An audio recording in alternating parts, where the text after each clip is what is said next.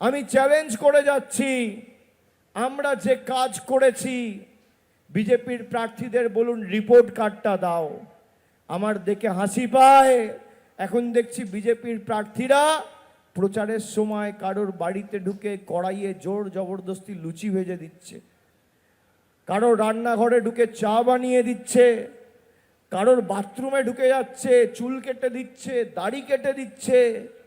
সে কাটাবে না তাও জোর করে কাটবে, কাউকে সাবান মাখিয়ে দিচ্ছে, মইয়ে চড়ে বাড়ি রং করে দিচ্ছে। কি দরদ, যাদেরকে খুঁজে পাওয়া যায় না, এসআইআর এর সময় চোখে দেখা যায়নি, লকডাউনের সময় অনুবীক্ষণ যন্ত্র দিয়ে খুঁজে পাওয়া যায়নি, যাদেরকে কোনোদিন মাসে মানুষের পাশে দাঁড়াতে দেখা যায়নি, যারা কোভিডের সময় রাস্তায় নামেনি, তারা এখন কারোর বাড়িতে গিয়ে চা বানাচ্ছে, কারোর কড়ায় গিয়ে লুচি ভাজছে।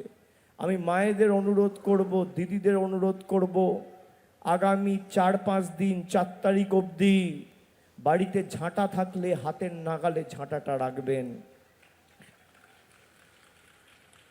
কেন ঝাঁটাটা হাতের নাগালে রাখবেন? আমি ঝাঁটা দিয়ে মারার জন্য বলছি না, ঝাঁটাটা বিজেপির প্রার্থী এলে হাতে ধরিয়ে দিয়ে ঘরদুয়ার পরিষ্কার করান। আর ভাইদের বলবো, আগামী 5-7 দিন চুলদাড়ি কেটো না, চুলদাড়ি কেটে টাকা নষ্ট করো না। যদি দরকার হয় এই চালচোর গোপালদের টিমকে ডেকে চুলদাড়ি কেটিয়ে নিও। এদেরকে তো 4 তারিখের পর আর দেখা যাবে না। তারপর ভোকারটা, তোমার দেখা নাই গো, তোমার দেখা নাই, থাকবে তৃণমূল। এখানে আপনাদের বসুন্ধরাকে দল প্রার্থী করেছে, ওকে আমি প্রার্থী করার আগে আমি বলেছি একটা কন্ডিশন, 7 দিনের মধ্যে 4 দিন এখানে পড়ে থাকতে হবে। তোমার কার্যালয় থেকে শুরু করে বাড়ি এখানে করতে হবে, তবেই কিন্তু দল তোমায় সুযোগ দেবে।